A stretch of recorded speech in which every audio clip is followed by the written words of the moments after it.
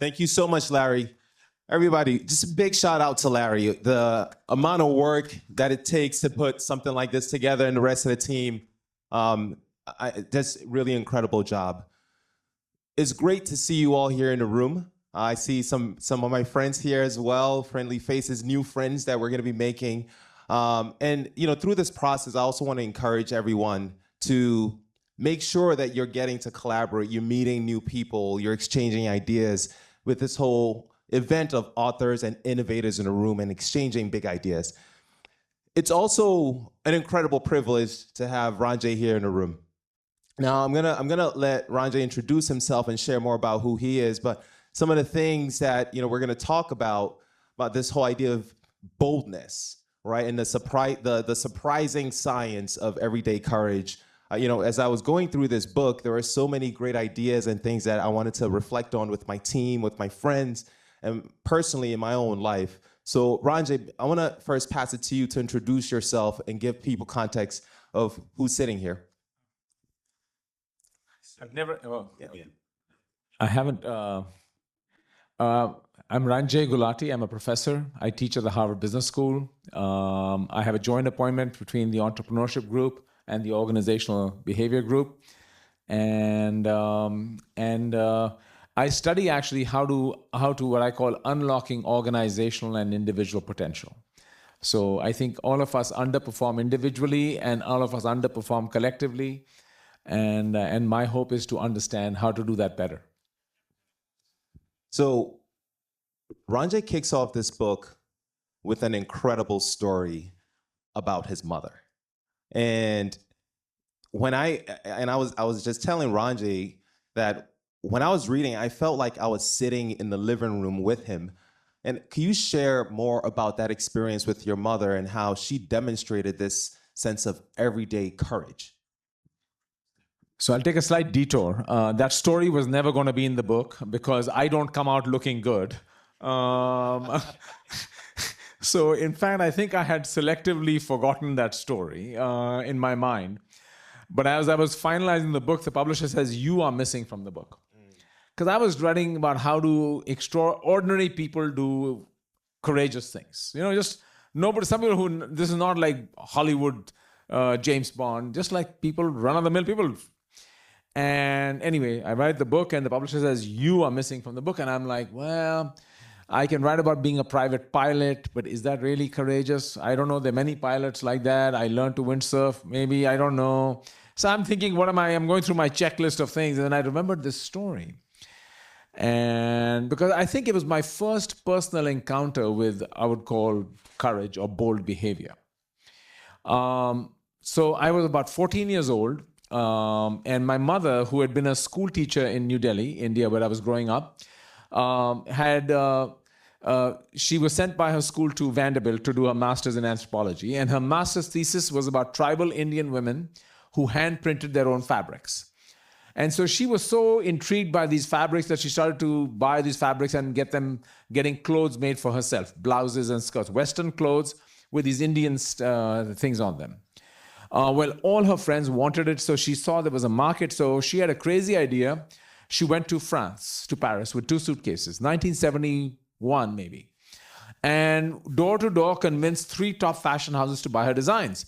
So a business was born. She's very successful. She's working like crazy. She's got directly, indirectly, 2,000 odd people working for her.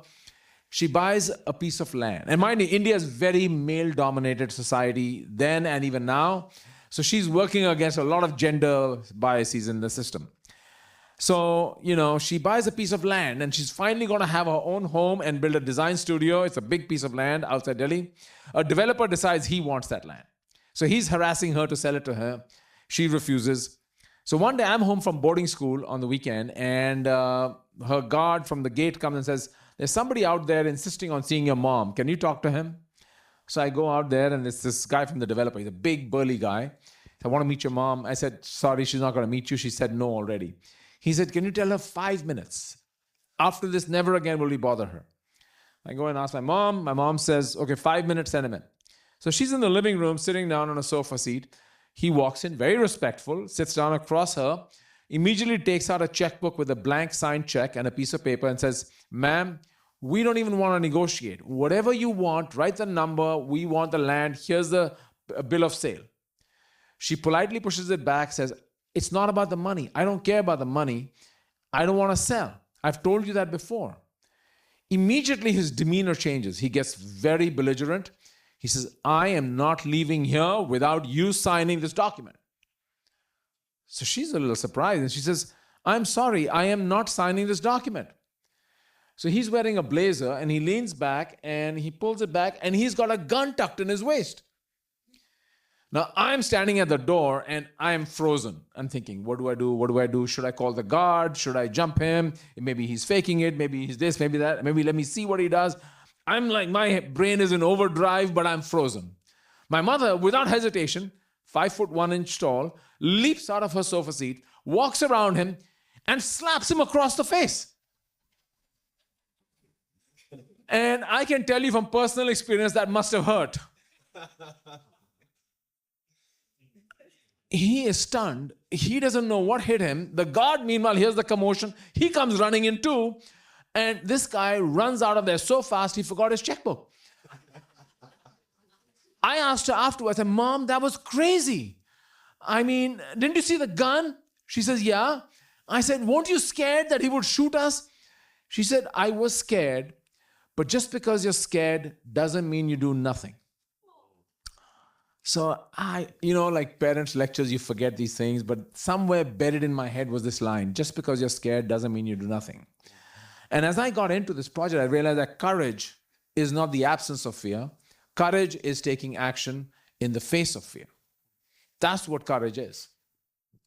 That's yes. Let's clap for that. Is such a powerful story and also demonstration that you saw with your mother. And I wonder, how did that, with your career as an author, as a writer, a professor, a business person, like how did that impact you and influence your decision making? As I kind of evolved in my own journey, I came to realize that not everybody is born courageous. Some people are fearful early in their life. Some are fearful even later in their life. I also came to realize that fear is a natural, normal human response. So I'll give you my personal example. I was actually ashamed of myself in this story. Because, I was 14 years old, but I was a big kid. And, by 14, I already felt protective about my mother and my sister, that I should be the guy taking care of them. And I did nothing. Right? And I came to realize, it took me a while to realize that it's okay to be scared. But just because you're scared doesn't mean you do nothing. And that's what I had to come to terms with, that, then the question is, how do you lean into fear? How do you tame fear? How do you outwit fear? Because a lot of our decision making is driven by fear. Now, I'm an academic, so I had to also try to analyze, where does fear come from? So it turns out fear is a hardwired primitive human emotion. It's a survival instinct hardwired from cave dweller days, right? And the origin of fear is uncertainty, not risk. You understand risk as a venture capitalist. Risk is where you know the distribution of outcomes. You put some probabilities on them and you say, okay, we're going to take a risk. This venture has a 20% chance of success. 1 in 5, we can do it. Or whatever that threshold might be. Uncertainty is where you don't know. You have early days of COVID, for anybody who remembers that. Or for those old enough to remember the great financial crisis. Or even now, in fact, CEOs, there was a recent study of earnings calls in which CEOs talk about the earnings of their companies. The use of the word uncertainty was 3 times that it was in the entire previous 12 months, in these last 3 months. So uncertainty around us naturally activates fear. The question then is, what do you do with that fear? In my past life, I would say there were times when I froze. But there have now been times where then I learned just because you're scared doesn't mean you do nothing. So that phrase rung in my head. So it's been how I've kind of, I'll give you, if you want an anecdote, I'll give you a short one. So I learned flying. I was scared of flying. I was scared of heights. So I was fine. I was okay. I had an instructor who'd flown for 25 years, okay? He wasn't suicidal. He was all right. So I'm like, as long as he's with me on the plane, it's like a joyride, right? He's flying. Okay, he's teaching me a little bit. But, he's also there. So it was like a joyride. So I was like prolonging this flying, taking lessons. And then one day he says to me, Ranjay, you're ready to go solo. And I'm like, no, maybe in a few months, let's just wait. He's like, no, you're ready. I said, okay, how about next week? I'm trying to put it off. He's like, no, today. I'm like, today? I'm not ready for it. He says, no, today. And so he says, so I'm like, okay. So he was like, I'll be on the radio with you. I'm like, no, but you're not on the plane with me. Right? And you can die, by the way, right? You can really mess this one up. And it was interesting how I did a ritual. I had these rituals I was doing with him. The ritual was I would go through the checklist and I pretended Jerry was sitting next to me. And it was a way to calm myself down. So I'm talking to Jerry and pretending he's there. I didn't want to look there. Hey, Jerry, we're taking off now. Jerry, how do you feel about this? Jerry, do you like my takeoff? Jerry, I'm going to, throttle down now. Jerry. And you know who does that? If you look at professional athletes, they all have rituals to calm themselves down. They all have rituals to calm themselves down. Even artists, Adele, who is terrified of singing, she carries a picture of Celine Dion with her. And she looks at that picture to calm herself down because she says, Celine is with me. I mean, people do this kind of stuff. Katie Ledecky recites her grandmother's name before she swims.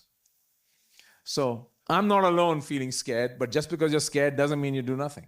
Yeah, to the point about rituals, I've developed my own rituals when I have a speaking engagement or kind of about to do something big. And what I do is that I actually observed it from my dad. When, as a kid, my dad, before he left the house, he always went on his knees and prayed.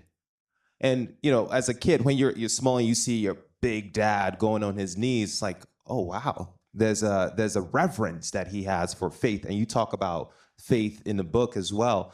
So now my ritual, I actually did it in the back, that I go on my knees, I'm fixing my socks, but I say, God, be with me. And that gives me a sense of calm, regardless of whatever is happening. So that when you mention that in the book, is that this aspect of rituals gives us space in uncertain times. And I want to go back to this point that you were talking about, uncertainty and managing this risk. We in this world that I'm in finance, is all about risk management or de-risking. We can calculate that. But with uncertainty, it's that we have no idea what's going to happen. So, for you, as you were writing about some of these folks, and actually, especially you were using this example of a pilot, you had a colleague or someone that was always going through that experience, that when he was in a cloud, he freaked out, right, in that uncertain moment. But something happened and people stepped in. How do you go about that? So a couple of excellent points I want to just unpack with you. First thing, in the beginning chapter, I explained that what is the default ways in which humanity has coped with uncertainty for thousands of years. Mind you, life was much more uncertain back then, right? There was weather uncertainty. There was no weather channel and saying, tomorrow it's going to rain. No, where's the rain? So there was weather uncertainty. There was health uncertainty. There was, neighbor, unfriendly neighbor, enemy uncertainty. People prayed. They looked to a higher power. It calmed them down. Whether it works or not, I won't debate that with you, okay? We're not going to get into a debate about whether there's God or not. I don't want to do that with you today. But the point is, the belief that there is a higher power in and of itself is a calming thing. The other one that you mentioned is people rely on data. They try to say, if I gather more data, I'll turn uncertainty into risk. So I hyper-rationalize it. Sometimes you don't have all the data, but it's still calming. I tried, I got all the information I could get, and this is the best it is, and it sounds, I can cope with it. But to your other point then is, how are other ways in which people resource themselves? One of them is what I call loosely over there kind of support. Most courageous people aren't doing it alone.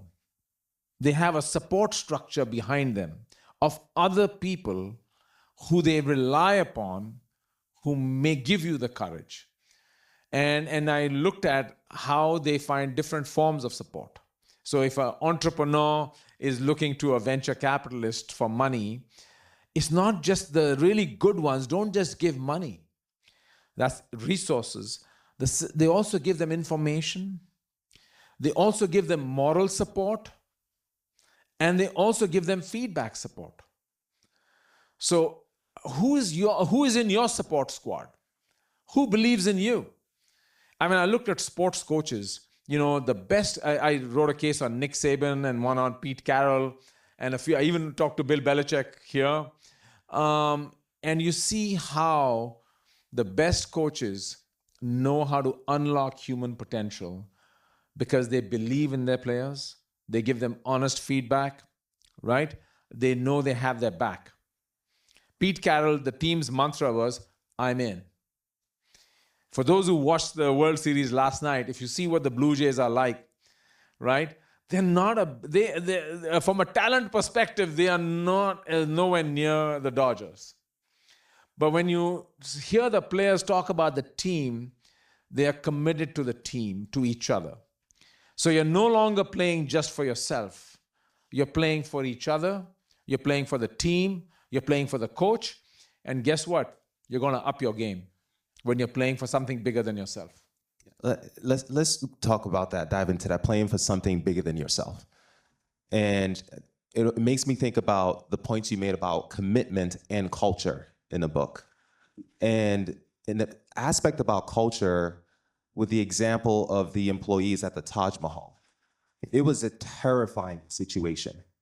They developed this deep sense of culture that they were like, no matter what, we're going to be there. We're going to stand up and we're going to commit to what we're doing. Can you share more about that? And how does organizations develop that level of just exceptional commitment? So 2/3 of the book are about individual courage. How can I become more courageous, right? How can I build that courage in myself? How can I take more bold action? How can I face uncertainty? I see many young people here from BCI, job market uncertainty, college uncertainty. How do I apply? It's really stressful, right? And it's scary. Would you agree with that? Come on, raise your hand. Is it scary? Yeah. There we go. It's scary because it's uncertain. And is it more uncertain today than it was 10 years ago? Yes, because the whole process has gotten all kind of muddied, right? We don't know the algorithm for the college counselor can't tell you where you're going to get in. So instead of applying to 10 colleges, you're applying to 20 colleges. So all of that creates uncertainty. So that's what I do in the first 6 chapters. But the last 3 chapters are about collective courage. How can we be part of a team or an organization that has courage baked into the very DNA of the collective? I'll talk about the Taj. The other organization I looked at was the Marine Corps. Semper Fidelis, always faithful. How do they inculcate and build this kind of team courage? The Taj Hotel is a great example of this. Taj Hotel is in Mumbai. They're all over in India, but they also were in Boston for a while. The Taj Mumbai had a terrorist attack. 3 terrorists came in with machine guns and all kinds of bombs to blow up the place.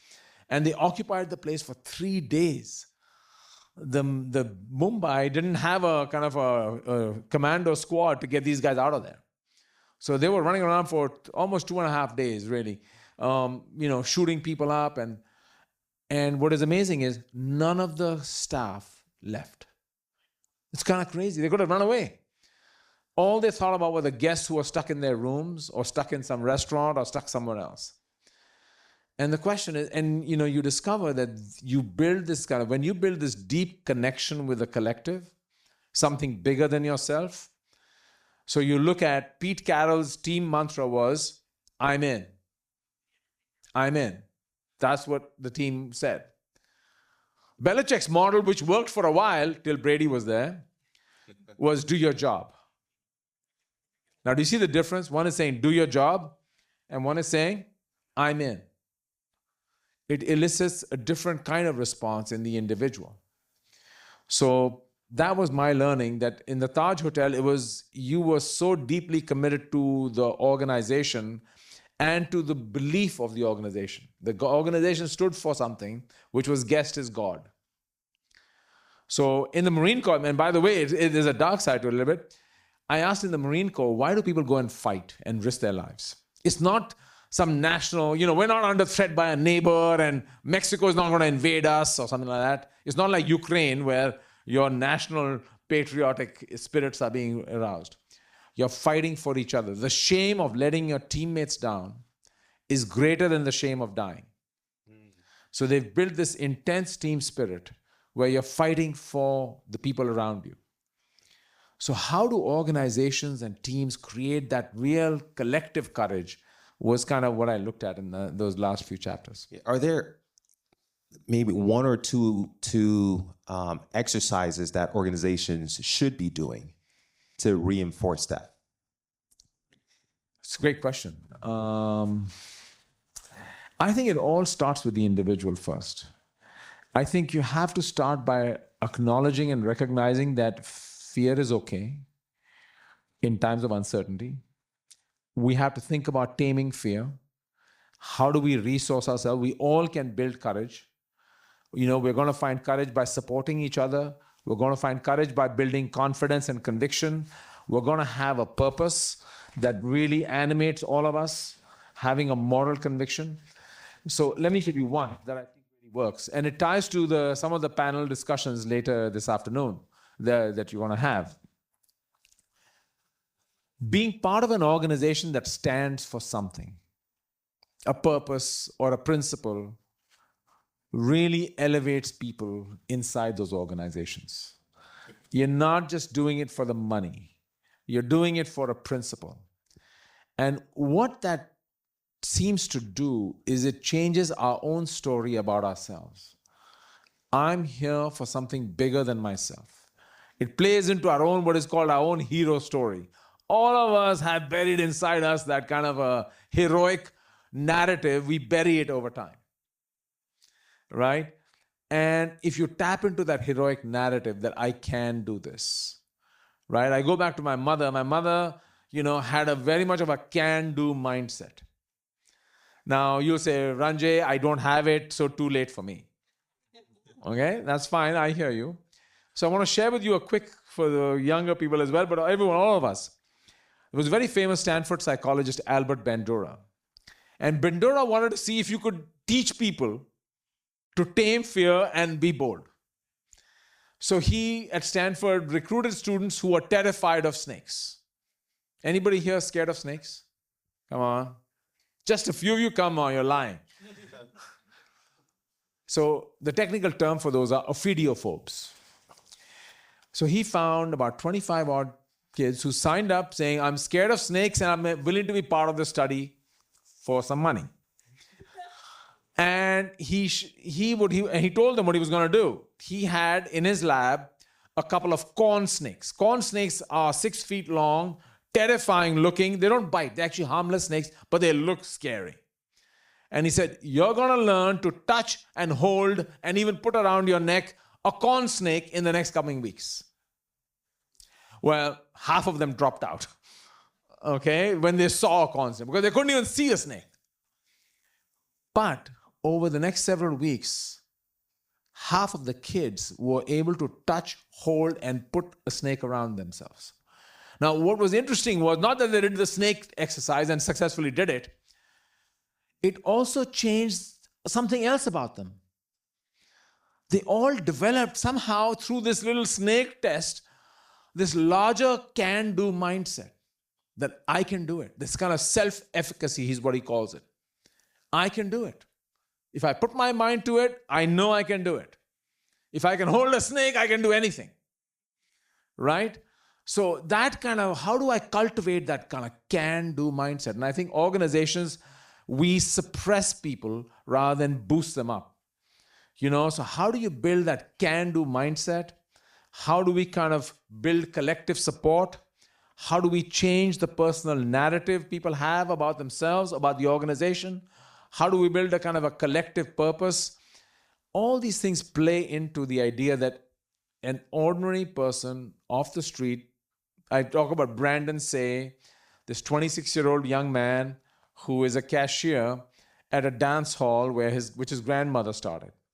And by his own admission, he had never ever gotten into a fight. He said, the one thing about me was I always ran away from a fight. In fact, he and his best friend one time joked around saying, what would you do if you saw a mass shooter? And they both agreed they would duck or hide. Well, he's there one evening, and who walks in? A crazy guy with a gun who's going to shoot up the place. He's already shot up another dance hall. And Brandon, his first instinct was to go under the table. But he surprised himself. He came out from behind the cashier area, and next thing you know, he's in a full-blown fight with the gunman who's punching Brandon in the face. And while he's taking the punches, the gunman is holding the gun with one hand, and Brandon is able to pull the gun away from the guy. Of course, then he's a hero. President Biden invites him to White House, and the governor of New York and California. So I asked, and they say, oh, what a hero, heroic guy. I asked him, I said, do you know why you did it? So this goes to an earlier talk you heard about intuition, gut, and all that. He's like, and now that I've thought about it, I think I did it because I imagined if my mother, grandmother, who are up there somewhere, were looking down and seeing that I was hiding under a table. And I'm the custodian of this, I'm the third generation owner of this dance hall, and I was hiding under a table. I don't think I could do that. I couldn't have lived with myself. So, he discovered in himself this kind of inner courage. And I don't want it to just be a spontaneous gut thing. My whole idea here was anybody can be courageous. It's accessible to all of us. You talk about the act of intentional practice, right, in developing this everyday courage, because there were situations in which people ran away or they duck under the table, and it was devastating consequences. And when in the research, you asked what happened and talked about they weren't prepared enough. Can you share more insights into that? Yeah. So the opening chapter is actually about cowardice. And you should know Aristotle wrote an essay way back about courage. In fact, he had cowardice on one end and reckless on the other end. So I don't want you to be reckless here, guys. And courage was in the middle. And I talk about Fan Meizong. Fan Meizong was a school teacher teaching like first grade kids in a rural school in China when there was this massive earthquake. The whole place started shaking. And there was a whole routine they have on what to do if there's an earthquake. It's a seismic active region. Fan Meizong does what he knows best. He abandoned the kids and ran out of the building as fast as he could and ran into the middle of the soccer field and lay down on the ground. He was the first one out of the building, by the way. And eventually, thankfully, the building didn't collapse. Other buildings did. People did die in other places in the adjacent areas. And his kids finally did come out. And he asked them, why didn't you come out? They said, because you ran away. We didn't know what to do. And so he was vilified and media went after him. And he's like, what's wrong? I was taking care of myself. And I had no idea what to do. So, people are cowards. And they sometimes even try to justify their behavior. But sometimes cowardice is because people don't have the skills, or they don't feel they have the skills to do what they're supposed to do. And so they don't know how to cope with their fear. So another gentleman I talk about, it was from World War I. So this story is written up by a historian, and he is described as the good coward. We use the word coward as a very negative term. And he's the good coward because apparently he was a soldier in the British Army. And what was happening was he would come to the battlefield. He was there on the front line. Many people deserted. But he would be there. As soon as the bombs started flying, he would run away. When the bombs went away, he'd come back. He didn't desert and run away completely. And so one of the soldiers told the commander, we should court-martial this guy and jail him. He said, no, no, no. He's a good coward. He keeps coming back at least. He just doesn't know how to deal with the fear when the bombs are flying. So we got to teach him how to be. And I'll tell you where I learned. For me, the most touching, maybe I'm Indian and by birth, and so this story really touched me and gave me hope that there is hope for anybody to be courageous.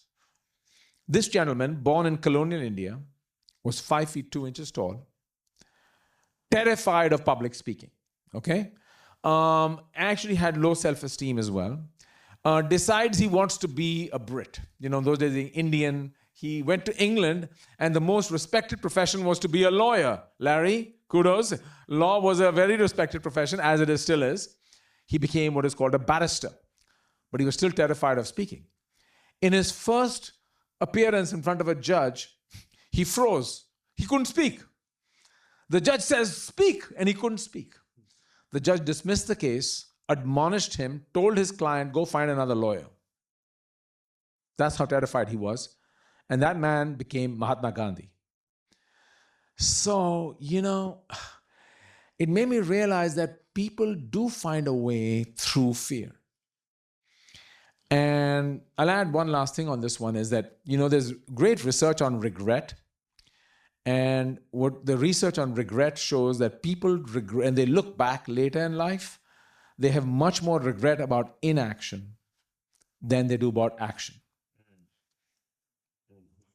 And to that point, that there are, that sometimes, you know, we think about courage as some being monumental, big events.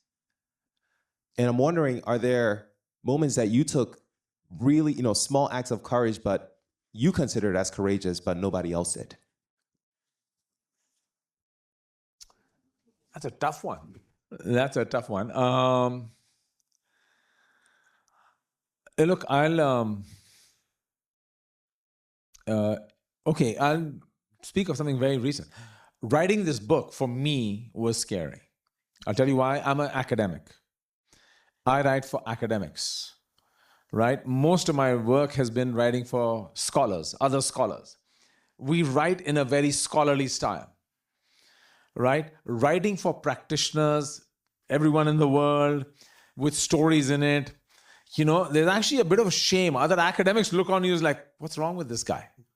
He's no longer a scholar. Now you'll notice there's like 500 odd footnotes in the back. That was my way of coping with, but you know, I didn't know if I could do it even, you know, to write it in a conversational style, which would be accessible to others, but also was connected to what research has been done. You know, I found that you can write a popsy book where there's no research, it's not research informed. But I have to confess, it was very scary to do this. And I abandoned this. I began this 12 years ago. And I abandoned it multiple times out of fear.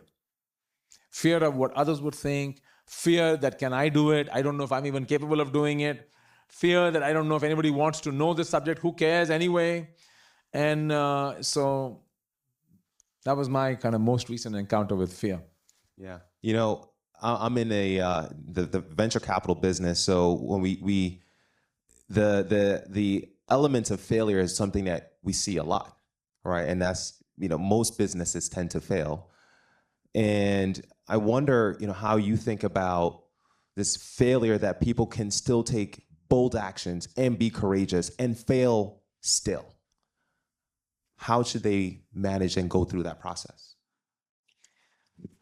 So when I was writing my case on Nick Saban, I don't know if you know who Nick Saban is, you know, a legendary coach of Alabama, right? Football team. No one's ever going to win as many national championships as he did. And you know, how did he learn? So he talks about this. He was the coach of Michigan State. And they had a game coming up against Ohio State. Believe it or not, there's another game coming up right now, right? And they were the underdogs. So he found out about some sports psychologist at Michigan State. And he asked him, like, do you have any advice for me? Our team is going to lose. I don't know what to do. And he said, stop thinking about the score. Stop thinking about winning or losing. just focus on playing. So this led to a radical transformation in Saban, meaning in that very game, he told the players, you're focusing on each play, not on the score. At halftime, they were down like 21 points. And they were like, oh, we've lost already, well, it's over now. He said, no, every play. They came back and won the game. But this is not just about losing, okay? They won, his coaches said, they won a national championship. They came back, there was a victory parade in Tuscaloosa to welcome them back, and then the next day was their first coaches meeting, which was always at 7 a.m. So they all walk in, they're waiting for Saban to walk in, and he walked in at 7 a.m. sharp, like he always did. And they thought he'd say something about like, hey guys, good job, we did it. He walked in completely, blank and says, hey guys, we're 3 weeks behind on recruiting for next season. What are we going to do? He didn't even want to talk about winning. And Phil Jackson, the famous coach of the Chicago Bulls, and once said, focusing on winning is a loser's game. So some of these people become so focused on the process and stop thinking about the outcome. They're intensely focused on, if I do the right thing, outcomes will happen. Now, in the world of finance, you have partners who want results, and you can't be. But how do we not let outcomes distract us? I go back to individual athletes. Anybody who Scotty Scheffler is? Yeah. So recently, Scotty Scheffler, number one golfer in the world right now, was interviewed, and the reporter asked him, like, Scotty, you are one among the pack. You are one among the top players. But in 2022, something changed about you. What did you do? And he said, oh, I know what changed about me. He said, what happened? He said, I was at the Masters and I was paired up with Tiger Woods. And on the 12th hole, which is a par 3 with a water hazard, Tiger hit the first ball into the water. And then Tiger hit the second ball in the water. And on a par 3 hole, Tiger got like a 12. He was out of the tournament. That hole alone meant he was out of the tournament.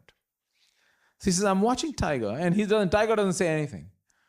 And they go to the next hole, and Tiger birdies the next 5 holes.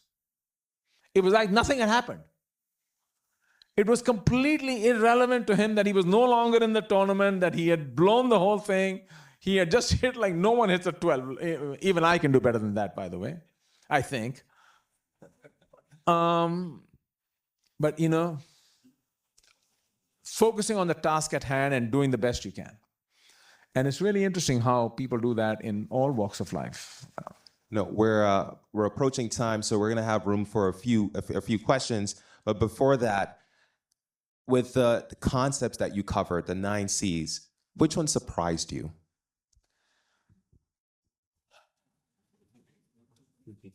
He's a tough questioner, Honestly, I'll tell you, I'll layer it in. My first surprise was that the idea that courage is not fearless, because Hollywood movies portray these characters as fearless. Tom Cruise, who does all his own stunts, it's like crazy. You should watch the documentary with him driving a motorcycle off a cliff for the last Mission Impossible. He did it 6 times to get it right. And what is interesting is when he was interviewed afterwards by a reporter, he said, Tom, aren't you scared? I mean, let the stunt double do it. And Tom says, I am afraid, but I've learned to be okay with being afraid. So for me, the first learning was really that it's okay to be afraid. It's how you resource yourself in the face of fear. That's what entrepreneurs do. That's what venture capitalists do. That's what athletes do. That's what everyone should do. But there was one of the C's, since you asked, that I haven't touched on, which I call comprehension. And which comes from a very simple idea that when people face uncertainty and fear and they don't have all the information, the temptation sometimes is to pause. Let me wait and see till I have more data, right? And sometimes doing nothing is riskier than doing something. And there's a very famous University of Michigan professor who studied this very phenomenon. and he called it sense making. And where he got this idea from was by studying firefighters. Because when there's a fire in a building, a firefighter can't wait outside to get all the data. Nor is he or she running into the building recklessly either.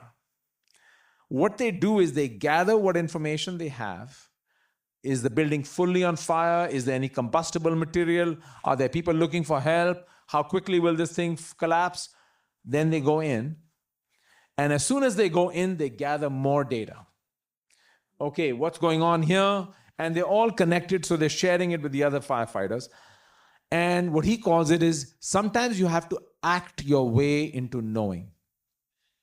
You don't have to know before you act. Sometimes you don't know. And that's entrepreneurship. You don't know. You don't know what's going on. Do you know what interest rates are going to be? Do you know what's going to happen next month? We don't know. So sometimes you have to take action with the full understanding that I'm taking action in order to learn what is going to happen. And I saw some of these bold people, they weren't just leaping off a cliff, right? They were taking tippy-toe steps into the darkness, acting their way into knowing. So we have time for a couple of questions. 5 minutes, yeah. Mm-hmm. I found it interesting that you went from battle and physical harm possibilities to public speaking. And public speaking is commonly accepted as a very common fear. But there really isn't that possibility of physical harm there. I was just wondering if you had any sense of like why public speaking is such a common fear and why we fear it so much to the point that people cannot speak, like the example you gave. So I think, believe it or not, there's a body of research on courage, and very fragmented and kind of out there. And there's a distinction between physical courage and moral courage. So we all focus on physical courage, acts of physical courage where there's physical danger. But not all acts of fear come from just physical harm to us, right? And I think public speaking is, having done this now, I'm still doing it right now as I speak. One of the things we all struggle with, I think, is fear of being judged. How will I be seen by others? And I think it takes a long time, and it's a lifelong journey. I still struggle with it too, is becoming comfortable with yourself and being okay with how others might see you. And others may not necessarily see you the way you want to be seen. We all have in our minds a way we want to be seen by others. And I think it's a lifelong journey to do that. I'll just give you a personally. So that's one piece of it. I think this fear of it really hijacks us. I'll give you an example. Like, I teach MBA students. There's 90 of them in the classroom. I can see them. I can tell how class is going. And and so there's a feedback loop. So you're feeling a little reassured. Okay, I think it's okay. It's going to be fine. No one is throwing something at me. I had to go and give a talk many years ago now where I thought there were going to be like 20, 30 people in the room. And somehow I had miscommunicated and there was 950 people in the room. So that meant I was on a stage with blinding lights at me and I couldn't see anybody. So literally you're speaking into black darkness, or rather big bright light in your face. So you have no idea what anybody thinks of you. And I suddenly realized how terrified I was because I'm like, oh my God, I have no idea what's going on here. But I still think, I had to, for myself, I had to remind myself that why am I doing this? Like, am I here to impress somebody, or am I here because I really want to share an idea with people?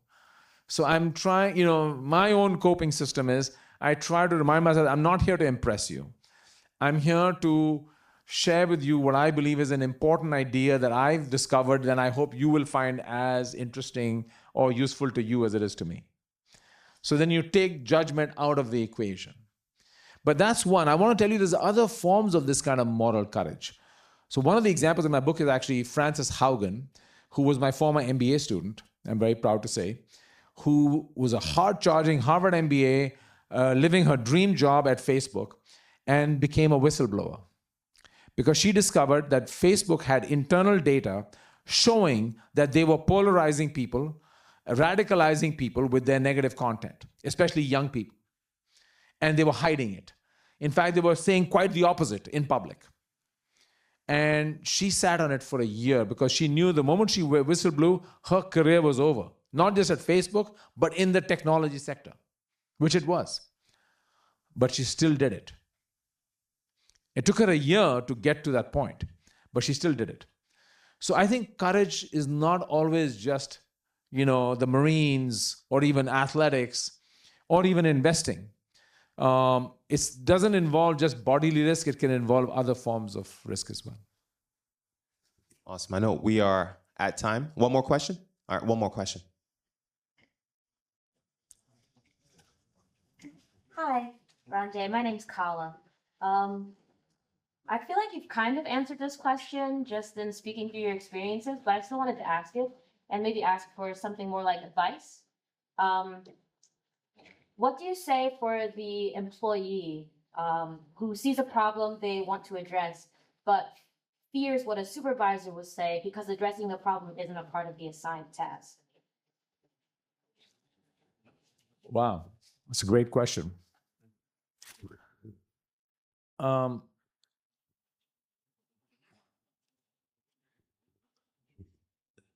So I just want to say first thing for the supervisors of the world. One of my colleagues has a great term she coined, which is called psychological safety. Making it safe for people to speak up. That one of the biggest unlocks for business, Scott Anthony is going to talk to you this afternoon about kind of disruptive innovation and things like that. One of the unlocks to make that happen in organizations is to allow people to speak up. Because people have ideas. They have ways of thinking about business very differently than the convention and how you do it. So that's the advice for the bosses. Now it comes to yourself. And how do you speak up? Courage is like a muscle. You can't just wake up one day and say, I'm courageous. You gotta do it. The Dalai Lama wrote the foreword to my book. And he said, courage is something developed one step at a time. And I think speaking up and voicing concern, speaking truth to power sometimes, it's now let me give you tactical advice. How you speak up is as important as what you say, right? If you present, so part of it is learning the tactical aspects of how do you present this idea.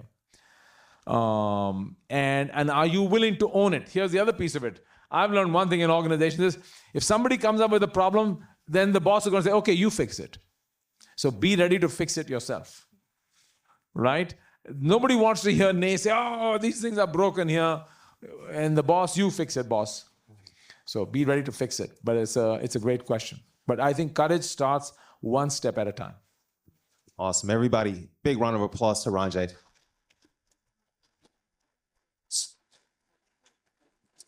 So we're going to have Ranjay here with a bunch of books. Make sure to visit him if you have questions, ask. He's going to be signing all the books, but we are so grateful to have you here. Thank you so much.